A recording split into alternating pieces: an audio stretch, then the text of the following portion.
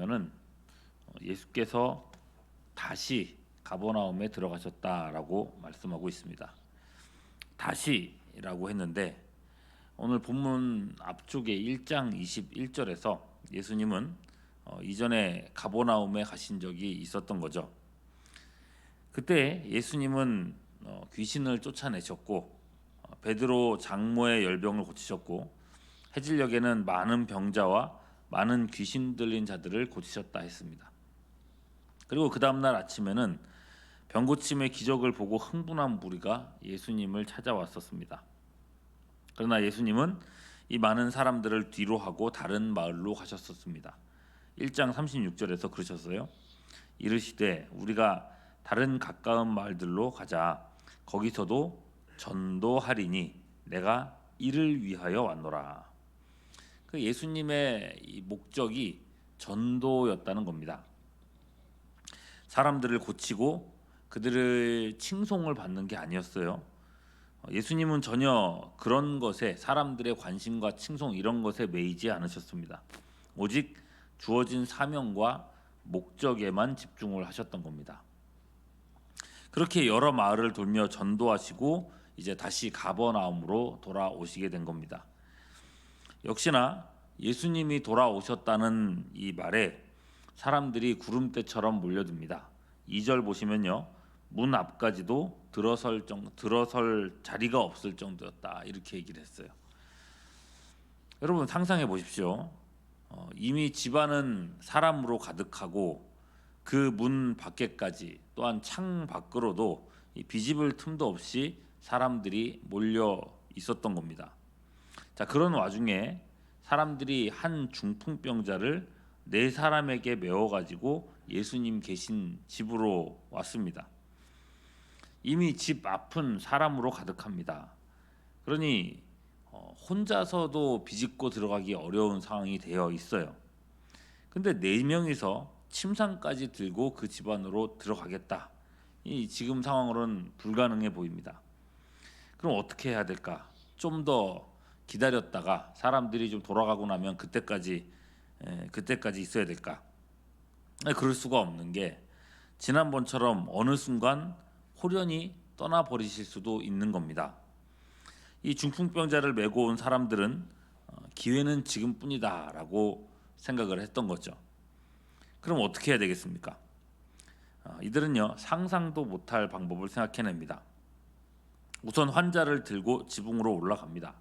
4절 후반절 보면 그 계신 곳에 지붕을 뜯어 구멍을 내고 중풍병자가 누운 상을 달아내렸다 했어요.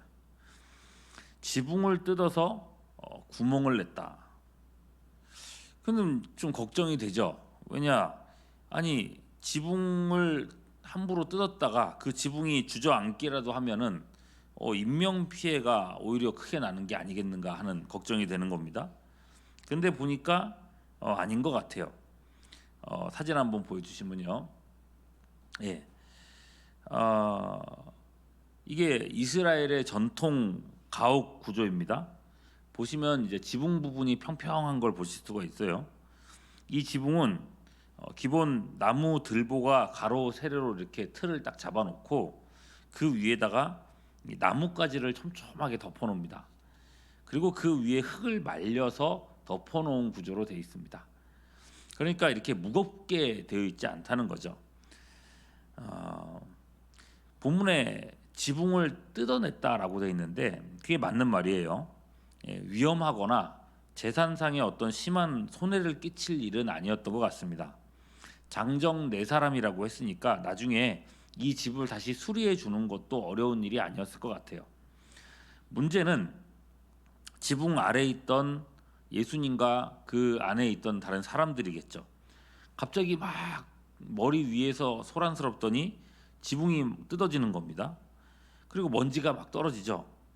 사람들이 많이 놀랐을 겁니다. 위에 누구냐고, 무슨 일이냐고. 자, 아랑곳 없이 지붕을 뜯어냈더니 구멍을 내더니 그리로 중풍병자를 달아내리는 겁니다. 그렇게 우여곡절 끝에 환자가 예수님 앞에 도달했습니다. 자, 이때 예수님은 어떻게 반응하시는가? 5절 말씀.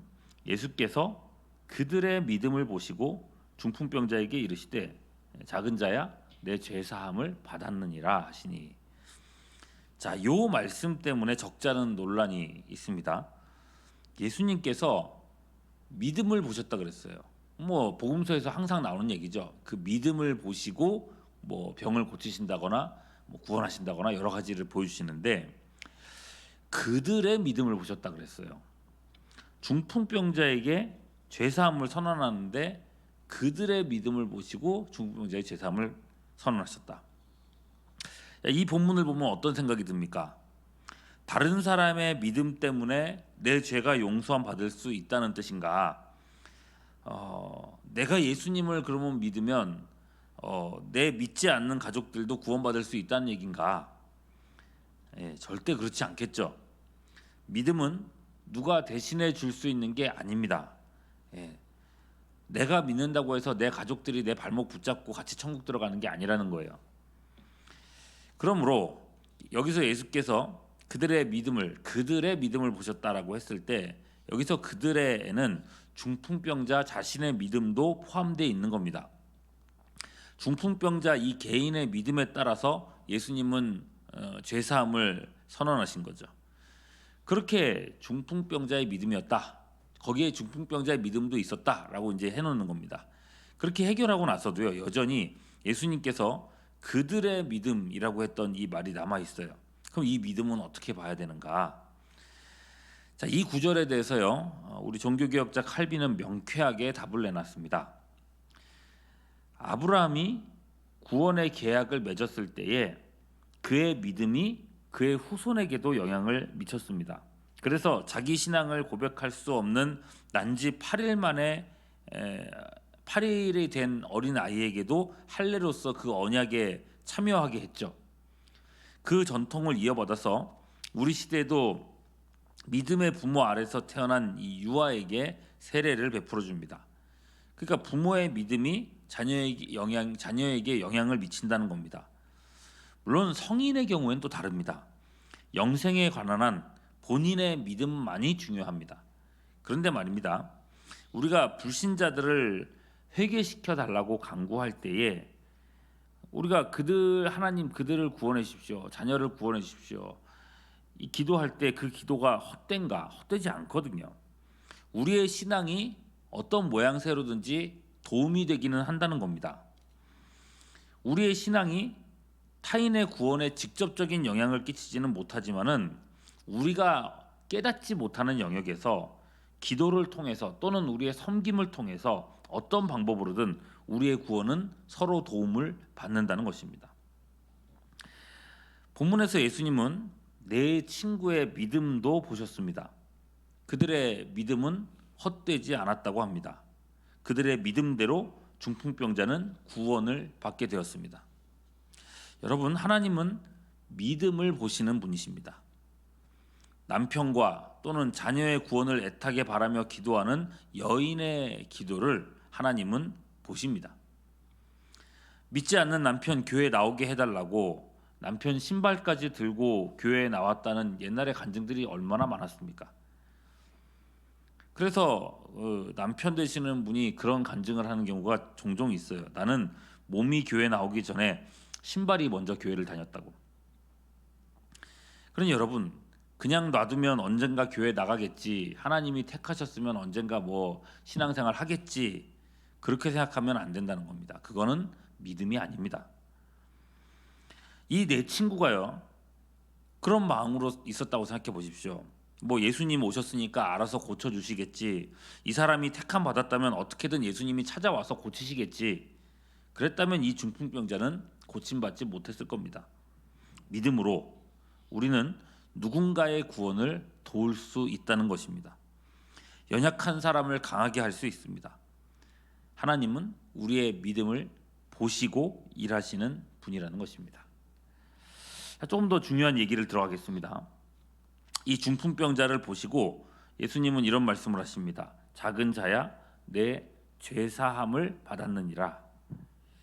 이건 사실 중풍병자가 원한 말씀이 아니었죠. 죄사함을 원한 게 아니라 병 고침을 원했습니다. 그러면 내가 지금 중풍병에 걸린 게 뭐 죄 때문이란 말이냐? 그럼 이게 오늘날 사람들이 듣기 싫어하는 정말 그런 말 아닙니까? 오늘날의 사람들은요, 이 어떤 상담적인 어떤 그런 사고 방식에 많이 젖어서 내 잘못이 아니기를 항상 바라고 있습니다. 그래서 어떤 일들을 당했을 때, 야, 그건 네 잘못 아니야, 네 탓 아니야. 이게 현대 상담의 기본적인 방향성이죠. 그런데 예수님은 뭐라 그러십니까? 네 죄가 사함받았다라고 얘기를 하시는 거예요. 문제가 있는 이 사람에게 대해서. 그 말씀에 중풍병자가 무슨 소리입니까? 내가 죄 때문에 이렇게 병을 얻었단 말입니까? 이렇게 얘기할 수 있을 것 같은데 오히려 서기관이 옆에서 듣고 있다가 반응을 해요. 7절이죠. 이 사람이 어찌 이렇게 말하는가? 신성모독이로다. 오직 하나님 외에는 누가 능히 죄를 사하겠느냐? 신성모독이다 라고 하는 이 표현이 굉장히 무서운 말입니다. 당시에 신성모독죄는 돌로써 쳐 죽이는 법이었습니다. 하나님만이 죄를 사할 수 있지 않겠습니까? 그렇기에 죄를 사하려면 성전에 가서 제사장을 통해서 짐승을 잡아 대속해야 죄를 사함받을 수 있었어요. 그런데 어떤 짐승도 잡지 않은 이 자리에서 예수님은 오직 자신의 권위로 죄사함을 선언하셨어요. 어쩌면 서기관만이 아니라 이 자리에 있는 많은 사람들이 비슷한 생각을 했을 겁니다.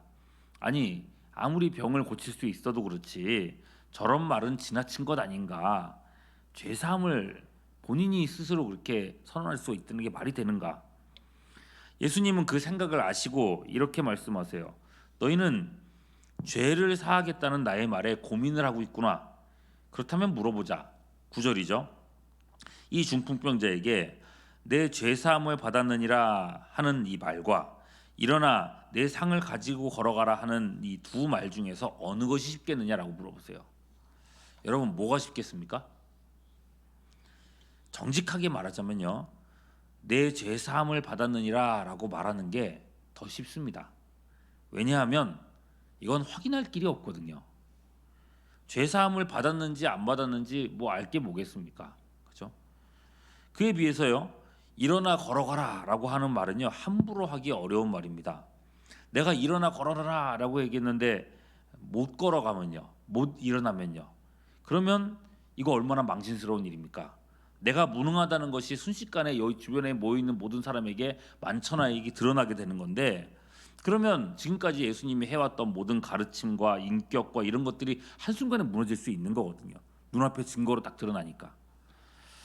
그런데 여러분, 본질적으로 따져보면은 내 죄사함을 받았느니라 하는 이 말이 사실은 더 어려운 거예요. 서기관들이 생각하는 것처럼 죄를 사하시는 분은 오직 하나님밖에 없기 때문에 그렇습니다.